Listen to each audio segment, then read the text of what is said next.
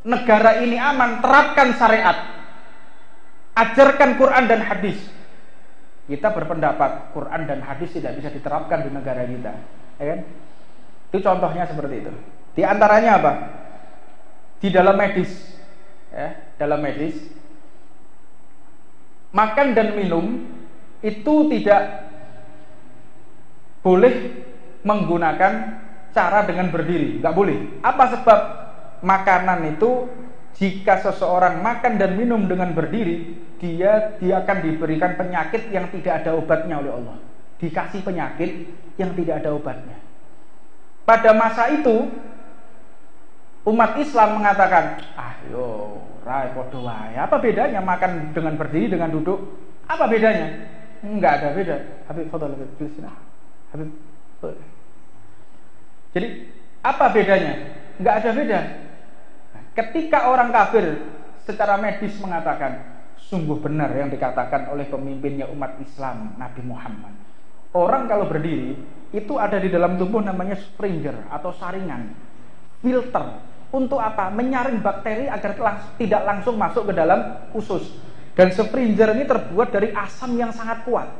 Asam, serat asam yang ketika makanan itu masuk difilter dulu.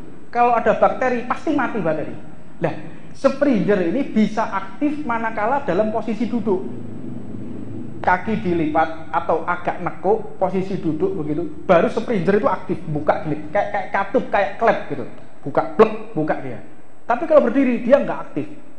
Untuknya Rasulullah mengatakan orang kalau makan dan minum menggunakan cara berdiri, dia akan terkena penyakit yang tidak ada obatnya. Maknanya apa? Bakteri aktif akan masuk di dalam perutnya.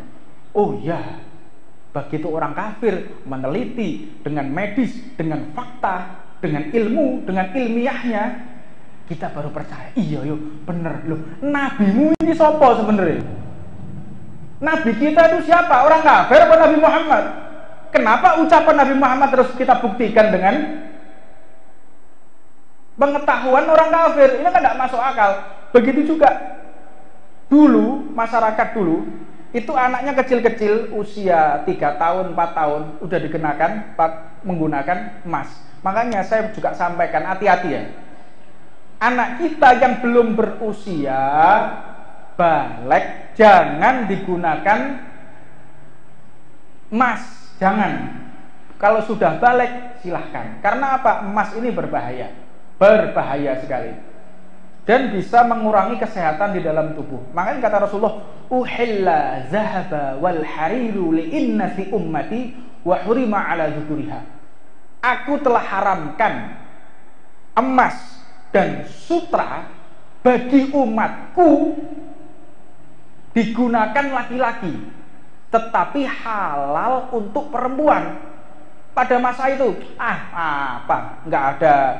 nggak ada beda, laki-laki perempuan pakai emas nggak ada beda. Tapi ketika dibuktikan secara medis lagi, orang kalau menggunakan logam emas ditunjang dengan gaya gravitasi bumi, di dalam tubuh manusia ada gelombang elektrik yang bisa mengeluarkan pancaran radiasi. Sel yang bersifat sehat akan dirusak dengan radiasi ini, sehingga sel yang sehat menjadi sel darah kanker.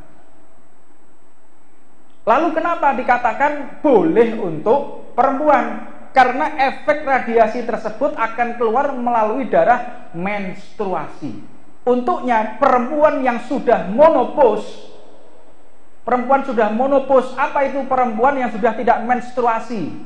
Hendaknya jangan sekali-kali menggunakan emas. Apa sebab? Darahnya sudah beku, emas tetap digunakan, radiasi dan ini nggak bisa keluar, dia akan mati dalam keadaan membawa kanker. Faliyadzubillah min dzalik.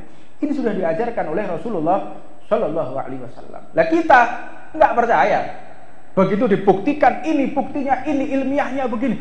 Betul ya, dicopot emasnya. Sekali lagi, nabinya itu bukan Rasulullah, nabinya orang kafir.